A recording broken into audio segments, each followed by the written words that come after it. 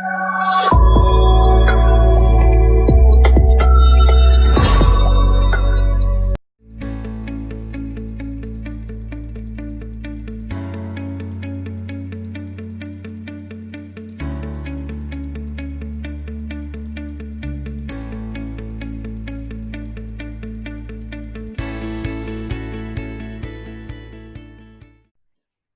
and welcome, ladies and gentlemen. Welcome to Nirmal I'm here on Dadia. We have with us someone who actually does not really need an introduction. This is a formality that I would have to do. Morgan Housel, eminent investment writer and partner at Collaborative Fund. Morgan has been a former columnist at Motley Fool and the Wall Street Journal. He's been writing on history of investing, psychology of investing. In fact, 50 years in the making is something which has been my favorite as well that I've read. Welcome to the show, Morgan. A two-time winner of the Best in Business Award from the Society of American Business Editors and Writers, winner of the New York Times Sydney Award, and a two-time finalist for the Gerald Globe Award for Distinguished Business and Financial Journalism. I think a lot of we journalists who belong to the financial space look up to you with what you write. How do you do it? Well, thank you very much for having me. I'm happy to be here this morning. I really appreciate talking about the state of the world as it's been so crazy in the last couple of days. The question you asked was, how do I do it? I think I've just been lucky in the sense that I've had a job for the last 14 years now that lets me sit at home, sit on a couch behind me and read some books and try to think about what's happening in the world and then write about it. And that's all I do. I don't do anything else but that. So I think anyone who is in the situation of being able to do that, to just read all day and think about it and then write about it, would be able to do the same. But I feel lucky to be able to do what I do. Absolutely. In fact, Morgan, if you could just help us highlight a little bit more about the next book that you've been writing on, because a lot of us are excited for, to pre-order and read the same. Yeah, so the book is called The Psychology of Money. It is a look at how people think about money, not just investing, but how they think about savings and goals, how people make business decisions, just from a psychological point of view. And kind of the idea of the book is we are generally taught about money and investing from a mathematical point of view. What is the formula? What is the strategy? What is the data? What am I supposed to do that works on a spreadsheet, that works in Excel? And my view has always been like, that's not the important part of money. Money is by and large a behavioral thing. And doing well with money has less to do about what you know and how smart you are, and almost all to do with how you behave, how you think about opportunity and greed and fear and risk, your ability to stop the goalpost from moving and keep your expectations in check, your ability to keep your head on straight when markets are falling apart. That is not just some of what matters. I think that is all of what matters in investing over time. So the book is about 20 short stories that talk about kind of flaws that people tend to fall for when they're dealing with money and how we can think about money in a more productive way. I think, and this is the best time for a book like this to be released as well, with what's happening across economies right now. We're seeing job losses coming in, businesses are shutting down. So I think that's when people really need to productively think of what they really need to do with the money and how the money needs to actually think as well. But with this, one thing I want to highlight is in one of your papers with regards to 5 lessons from history, you've said something: wounds heal, scars last. Yeah. And this is something which is absolutely, in context with the current pandemic. How would you put this into perspective? I think definitely what we've already dealt with COVID-19 around the world already, and it's nowhere near over, but already it is at a point where it's going to leave scars on people for the rest of their lives. And 20 years from now, you'll be able to see the effects of COVID-19 on how people think about risk and opportunity and investing all around the world. I think the only other big global scars that we've had in the last 100 or so years were World War II and the Great Depression. The Great Depression in the United States left scars on that generation forever. For the rest of their lives, after they experienced the 1930s, they saved more money. They were less willing to go into debt. They took fewer business and investing risks forever. That never left them. And I think a big part that's really important with what's going on with COVID-19 is that we are only 10 years past the global financial crisis. that we thought back then was going to be the big economic crisis of our lifetimes. That was only 10 or 12 years ago. And since this has happened in a relatively short period of time after that, I think it's going to leave people with this idea that this is just how the world works. It was easy in 2008 to say, this is a once in a lifetime event. This is a big deal, but this is not something that's going to happen over and over again. This is the 100-year flood. But now that it's happened again in a worse way, we have unemployment that's double what it was in 2008. It's going to leave people with this idea that, hey, the world just kind of breaks once per decade. And which I think is honestly the right way to think about it, because historically the world does break about once per decade. The last two breakages, this current one in 2008, were big. They were huge. But if you go back historically, September 11th, the collapse of the Soviet Union, the oil surges in the 1970s, the Vietnam War, World War II, the Great Depression. Go back historically. I'm just referencing the United States there, but historically, every 10 years, the world breaks. And I think people are much more attuned to that truth after COVID-19 than they were before it. So if I were to make an estimate of how this is going to affect people going forward, I've actually tempered this down a little bit in the last month after seeing what's happened in the United States and around the world with people spending money and going back to work and whatnot. But I suspect it's going to leave a much higher rate of people who are willing to save more money, and avoid debt going forward. I don't think much more is going to change than that. I do think that particularly once there's a vaccine, people are going to get back onto airplanes. They're going to go to Disneyland. They're going to go traveling. They're going to go back about their lives, go to restaurants and clubs like they had before. That I don't think is going to change. But I do think it's going to leave a change on how people think about money. The amount of fear that happened in March across the world, whether you are a business owner or an investor or just someone who's going to work to support your family, everyone in March said, this is bad. This is a big deal. And that fear was so deep that I don't think it's going to go away anytime soon. Right. An interesting point that you made over here is that probably the social behavior is something which probably is not going to change amongst people, but the financial behavior then comes into perspective. How important is the behavioral aspect according to you with regards to investing then? I think it's everything. It's everything all the time, behavior. And I'm exaggerating a little bit when I say everything, but I think it's 90% of investing success. But when the world is falling apart, as it has in 2020 or in 2008, then your investing behavior is 100% of what matters. Because you can be the best stock picker in the world. You can understand exactly what industries are going to do best going forward. But if you panic in March 2020, or if you panic in September of 2008, none of that matters. None of your stock picking ability, none of your economic models, none of those things matter if you can't keep your head on straight when the world is falling apart. Now, look, even in March of this year, 3 months ago, I was nervous. I was looking around saying, this is a big deal with no historical precedent. And I was going to bed looking at my wife and kids saying, I don't know what's going to come out of this. This is a big deal. So saying you need to keep your head on straight and be a long-term investor is much easier said than done. Even someone like me who thinks about that topic for a living, only thinks about that topic. I was really scared in March. I didn't really make any changes to our investments or whatnot. We did a little bit of buying back then, but I didn't, it's a hard thing to do. So I understand why it's a natural thing to do, to worry, particularly when every crisis that we've experienced, particularly this one this year, is different than any ones that we had dealt with in the past. So there's really no historical precedent to say, well, the last time this happened, here's how it played out. Every recession is different. This one was very, very different. So there was really no knowing what was going to come next. And that just added to the amount of fear. So it's important to keep your head on straight. It's the most important thing in the world, but it's so difficult to do during times like this. Absolutely. And here another question that arises, Morgan, is with regards to how the governments need to think. The question arises is it the economy that needs to be given attention first, or is it the healthcare side that needs to be given first, in terms of importance?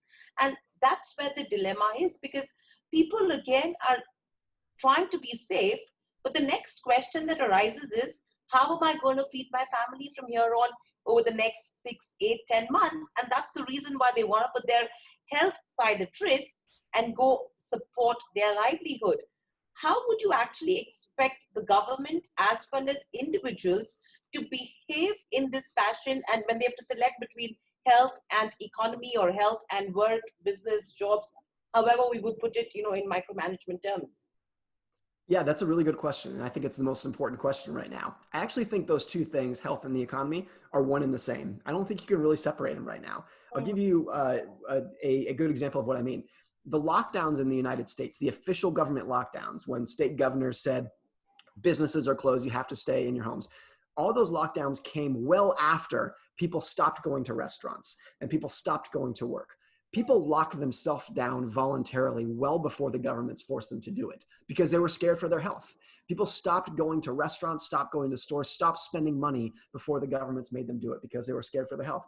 So I don't think the economy is going to get back to normal, regardless of what the government says you need to do or says you need to be locked down before people feel okay about their health. They're doing that across the world. People are going back out into the world in greater numbers than they were in March and April, particularly in the United States. We had some good data out this morning about retail sales spending in the United States, Correct. and the growth was double the forecast. So we're coming back faster than people thought. People are going back out of their houses, but there's going to be no substantial recovery until we're getting back to something that looks like normal, until people feel good about their health. Now, they might feel good about their health because they just get tired. They're tired of worrying, even though nothing has changed with the virus, or because there's better treatments or a vaccine eventually is what's really going to be the big push. But until people feel good about it in a big, substantial way across the world, not much is going to change. And we're still going to have record high unemployment. A lot of businesses, particularly in certain industries like restaurants and hotels and airplanes, are going to be in a world of trouble. So I just don't think you can separate those two. I get the understanding that I get the view of politicians and the bureaucrats who say, we need to, forget the economy. We need to focus on health right now. There are also a lot of health issues that come from 40 million Americans who are unemployed right now, and in similar numbers across the world. That has its own health implications too. I do not envy the politicians who have to make these rules and regulations right now, because it's such a difficult decision to say we have the virus on one side we need to stay locked down on, but on the other hand, we're going to push, potentially half of all the restaurants in the United States and similar numbers around the world out of business for good, make them close the doors for good. That's not an easy trade-off to make. There's no easy trade-offs right now. Similar to anything historically, if you're looking like a war or a battle, there's no easy answers. There's no easy trade-offs. It's just a bad situation all around. Right. I mean, I understand what you're saying on this front.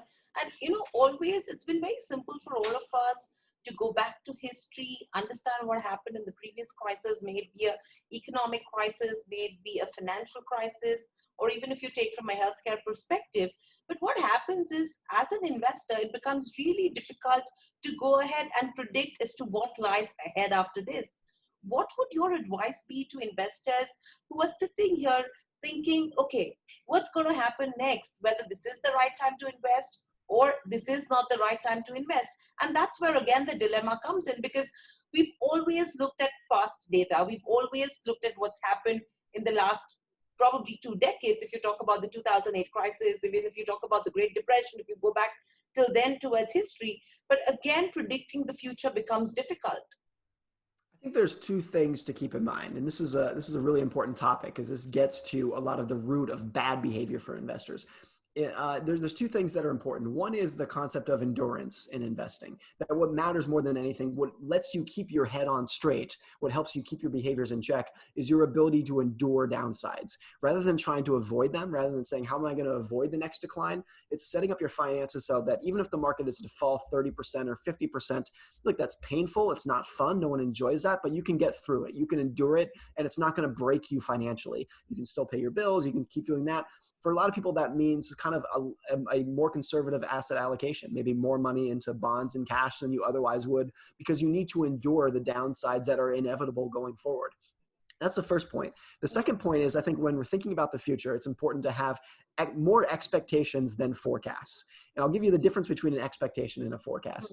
A forecast is saying there's going to be a new bear market in November. That would be a forecast. An expectation is the market tends to fall 20 or 30% every 3 or 4 years. I don't know exactly when it's going to happen, but I expect that it's going to happen at some point in the future. Those are very different things. They seem similar, but they're very different, because once people have forecasts, once they say, here's what is going to happen next at this specific point in time, you're really tying yourself to a lot of specificity that is really difficult to have a lot of precision with in the world. Whereas if you have an expectation that these things happen, but you don't know when they're going to happen, then whenever they do happen, you're not surprised when they happen. We might have another big leg down in the stock market this year. I don't know that we're going to, it's not a forecast, but if it were to happen, that is within my expectations that these things happen in the stock market. That if you look historically over the last 100 years, the market falls 20 or 30% every 4 years, 30% or more every decade. Falls at least 10% each year annually for about the last 100 years. If you just expect that as the normal state of affairs in markets, it becomes easier to deal with them when they happen, and you are less inclined to try to predict exactly when it's going to happen in the future. Right. So with this, how would you actually describe or compare a bad investor versus a good investor? I think a bad investor is someone who has a lot of confidence in what's going to happen next and situates their investments, makes their investments really align with that precise forecast that the thing is going to happen next. They know there's going to be a new leg down, so they put all of their money shorting stocks to prepare for the next leg down. Look, those are the investors who have the possibility, the potential to do extremely well, to earn great results. Those are by and large, by an order of magnitude, the investors who end up with disappointing results as well. So to me, that trade-off between those two things, a tiny chance of doing well and a huge chance of doing poorly, is not something that's ever been very appealing to me. I think a good investor is the one who has confidence in the outcome, in the long-term outcome, that because capitalism works and people solve problems and companies innovate and there's new technologies, that there's going to be economic growth over the next 20 or 30 years. I'm very confident in that outcome, but I'm very humble in the path that's going to get us there. Is it going to take, are we going to go through periods where we go through 2 or 5 years of no growth? Very possible. Are we going to have recessions and bear markets along the way? Absolutely. Do I know when they're going to come? No, I have no idea. So I have humility in the path, even though I'm confident in the outcome. That to me is a successful investor versus the confident precision that tends to take place in poor investors. Right. So Morgan, if you have to take a situation into consideration, take the kind of lows that we hit in March, everyone, across the globe did not know what to do in the stock markets itself. Now, a couple of questions that did come into everyone's mind is, and since then, if you see the kind of recoveries that have come in from March lows to now, it's phenomenal, because the thought process that an investor right now has is, have I really missed the bus?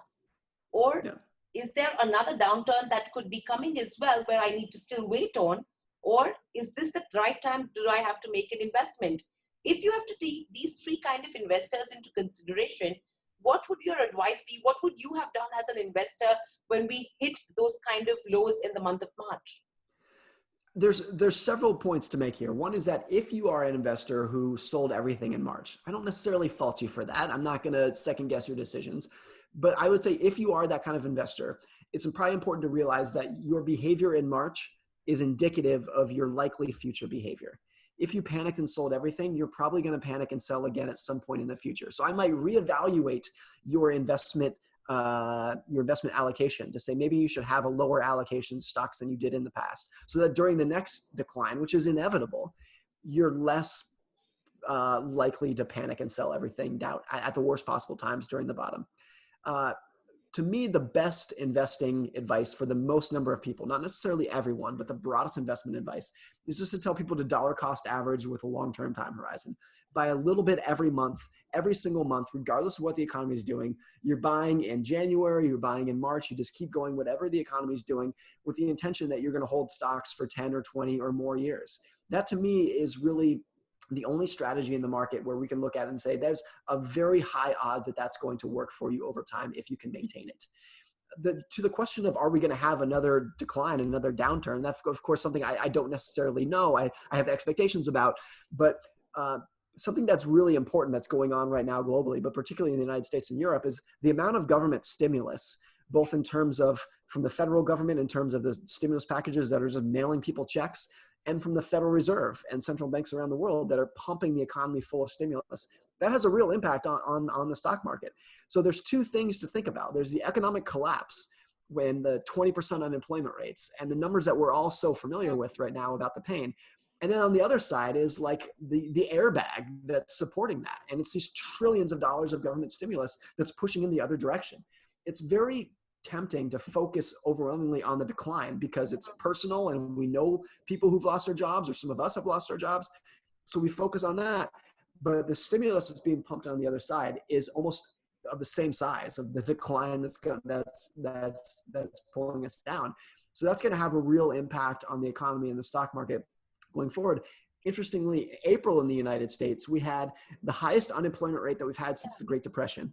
But we also had record consumer income because there was so much stimulus, people being mailed checks from the government, that people's incomes in the United States were the highest they had ever been in April.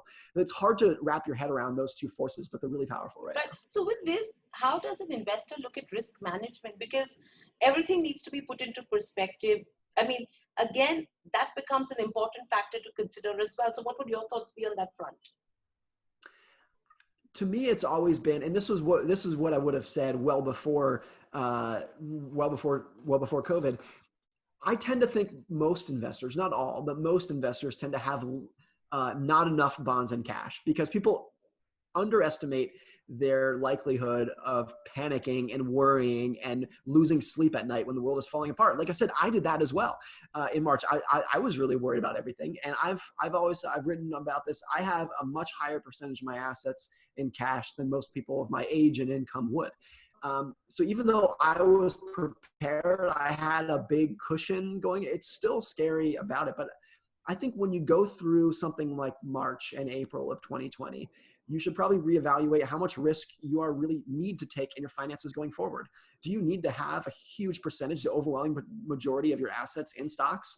Or is having a little bit more in cash and bonds going to cushion you so that during those moments of panic that are so important, those moments that will dictate your lifetime investing results when everything really matters, if a little bit more bonds and cash is going to prevent you from panicking, then it's worth all of the lower returns that you're going to get from that. So I think these periods in terms of risk management are just a good time to reevaluate what is important to you, what your long-term goals are, and what you need to maintain endurance over the next 10 or 20 years. That is going to matter more than whether you made the best stock picks or how sophisticated your economic models are. If you can maintain endurance, that matters more than anything.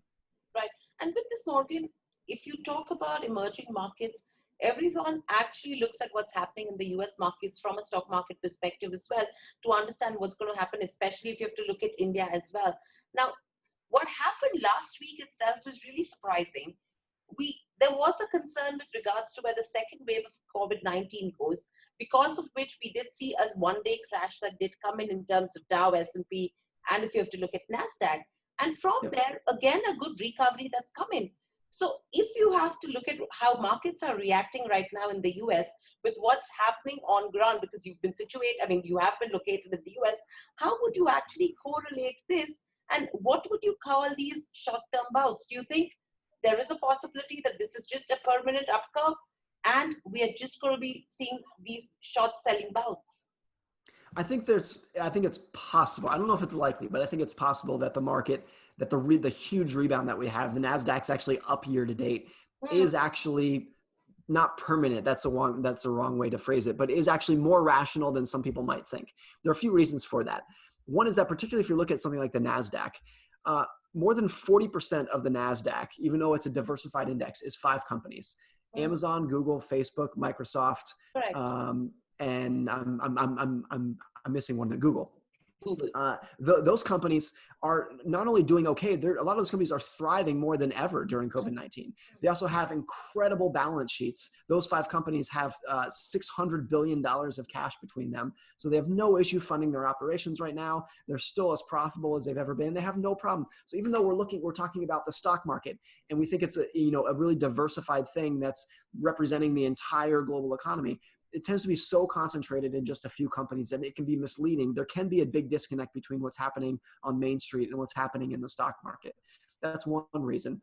Another reason is that, like I said earlier, when we have some data coming out that shows that people are going out and spending their money, and they're going out in, not necessarily in big ways. It's still down year over year, but more than people expected that they ever would in March and April when the worst case scenarios were being priced in.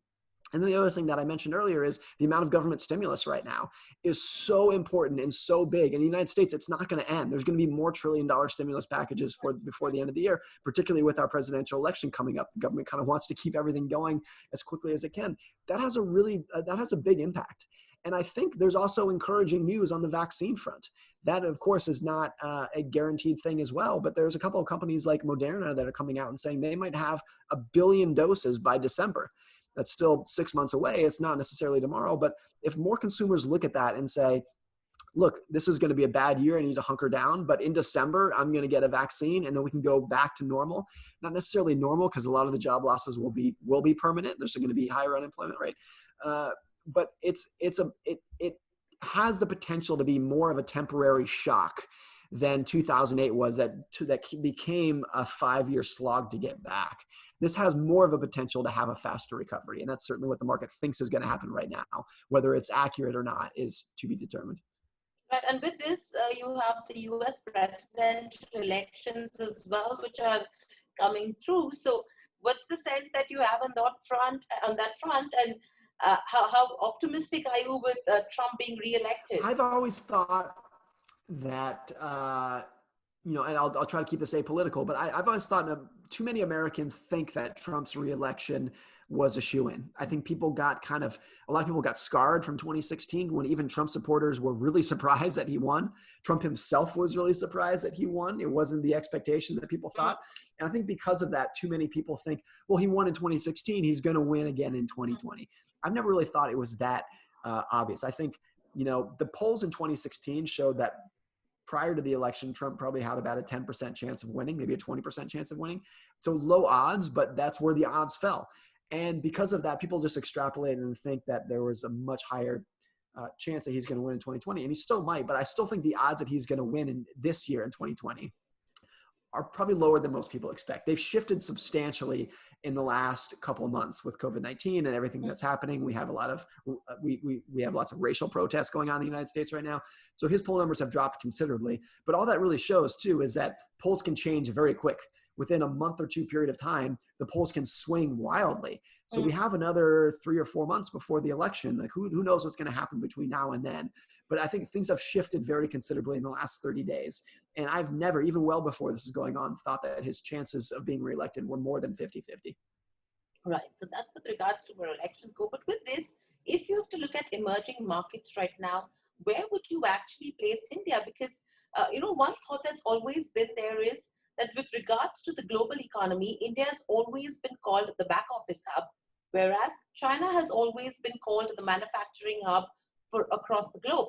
Now, do you think in this time there is a possibility that India could overtake China as the manufacturing hub and as an investment bet? I think it's possible, particularly if we're looking at not the next year or the next 5 years, but the next 20 years. And I'll give you just the one statistic that I think is so important that's easy to overlook, which is just demographics. China's demographics, the growth in their working age population is terrible. They have such an old population that their working age population, which tends to be age 16 to 64, is going to decline by between now and 2050. It's going to decline by 200 million people. It is extremely difficult to grow your economy when your working age population is shrinking. There's no historical precedent for any economy growing while their population base is shrinking. India has some of the most youthful growing demographics in the entire world. India and Africa are kind of the only places in the world whose economies are growing the number of people they have in any any meaningful way. That's a really important statistic. And all the economic growth over the last 100 years that took place in the United States and Europe and Japan and China was by and large driven overwhelmingly by population growth. And we don't have that necessarily in the developed world anymore. China doesn't have it. Japan doesn't have it. South Korea, Russia, none of those countries have it. India has it. And India has a vibrant technology industry. I know it's an entrepreneurial nation. India has a lot of things going for it that China does not, but that China did have going for it 20 or 30 years ago. So if you were to ask me to place a bet on China versus India over the next 20 years, I would absolutely bet on India. Absolutely. And, in terms of the demographic dividend, as you mentioned as well, in 2019 itself, I think India entered the 37-year period of demographic advantage. So that is a positive that all of us are looking at. And yes, probably the supply chain disruption that we're seeing globally, if not, overtake China, but India probably in the next 5 years will at least be in a position to supplement China as the manufacturing nation. But if you're looking at India, if you're saying that, yes, the bets on India, could be in favor, what are the kind of sectors you would be betting big on? So I'm less of a person who's betting on sectors right now. I think as it relates to COVID right now, because I'm more of a broad-based index investor, but as it relates to COVID right now, I think more than any time in history, we've seen industries kind of split into two. Those industries that can keep operating, keep their workforces going, keep their customers happy during a lockdown, and those who can't.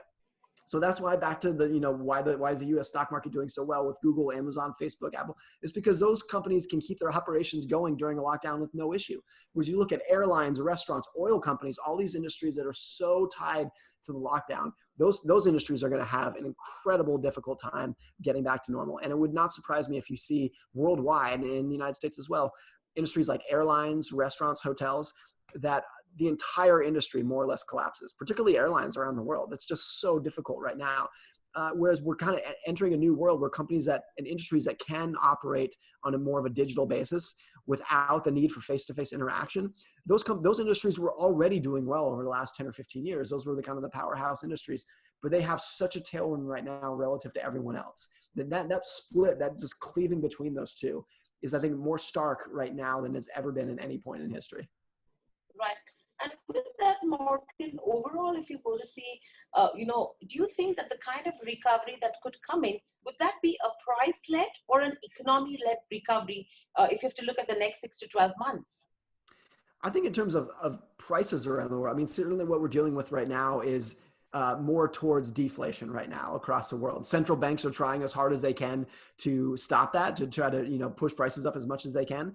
I do think we're going to have real economic growth though going forward, at least relative. The growth in the next 6 months is going to look incredibly good because it's all going to be relative to what happened in Q2 of 2020. But if you were to ask, when would the economy get back to something that looks like normal and like eclipse its pre-COVID high? If you look historically for something like this, there's not perfect historical precedents, but there's not a lot of examples of when the economy would get back to where it was before something like 2 years.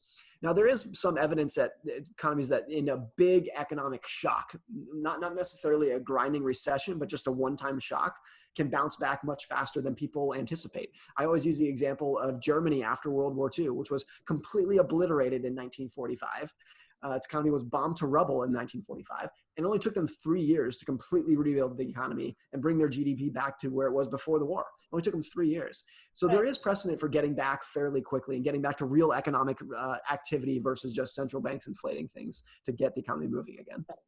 Morgan, just 2 or 3 questions where, people watching the webinar are posting in. Are you planning to launch your India-centric fund soon? I don't know if we have any plans for an India-centric fund. We do quite a bit in Asia, particularly in Korea. I don't think we've ever looked at a deal in India, and I don't have any excuse for why that is. I think we should, and I would like to. So if people have ideas or examples that are listening to this, I would love to hear some. Right, absolutely. In fact, when I spoke to Jim Rogers as well, he had the same answer as yours as to, I don't know, I'm positive in India, but I don't know why I haven't put a bet on India yet. So I think we will wait for something like that.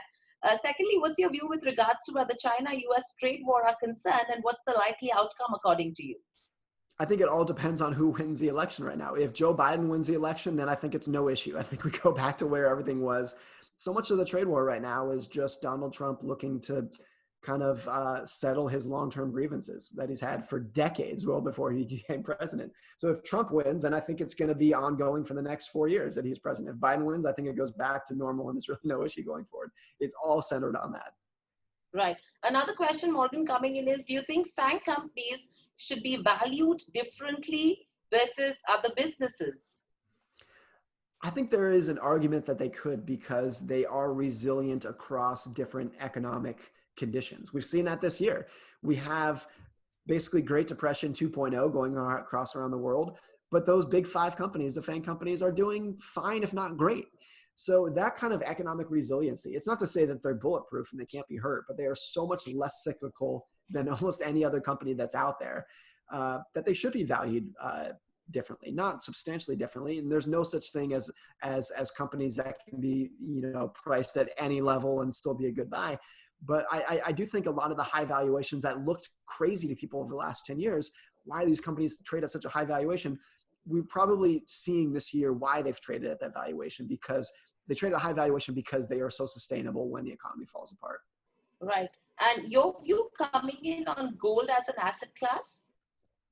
Gold has never really appealed to me that much. It doesn't appeal to investors in the United States like it does to other investors around the world. I think there's a cultural element in the United States where it doesn't appeal to us for various reasons. But I think historically, the main argument for owning gold as an investment is as an inflation hedge.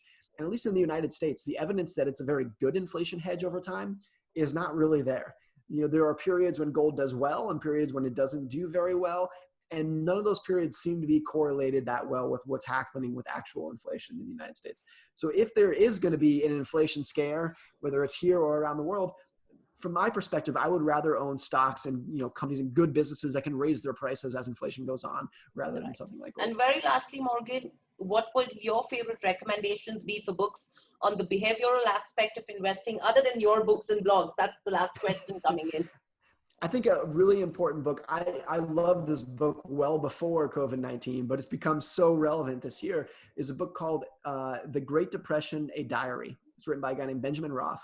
And it was just this lawyer in Ohio who kept a diary during the Great Depression in the 1930s, where he describes what he's seeing in the economy, how people are reacting to what's going on, how people are dealing with the stock market collapse and business failures and unemployment. And he just kept incredible observations and notes about what's going on in the economy. And I think it's the best economics book ever written, even though it was just some guy's personal diary. It's just a real-time look at what happens when the economy is falling apart. And it's relevant this year, given what's going on. Absolutely. So that's something we should be looking at as well. And the psychology of money is something that all of us are awaiting. In fact, thank you, Morgan, for joining us on the show. In fact, I would love to have you back once the book releases in the month of September as well, to discuss more on the kind of learnings that people should be taking from that book as well. But thank you so much for joining us. It was a pleasure having you. I hope you've enjoyed the conversation too as well. Thank you very much for having me. I certainly did, and look forward to coming back on. And looking forward to see you in September. That's right. Thank you very much. Thank you very much. Okay. Thank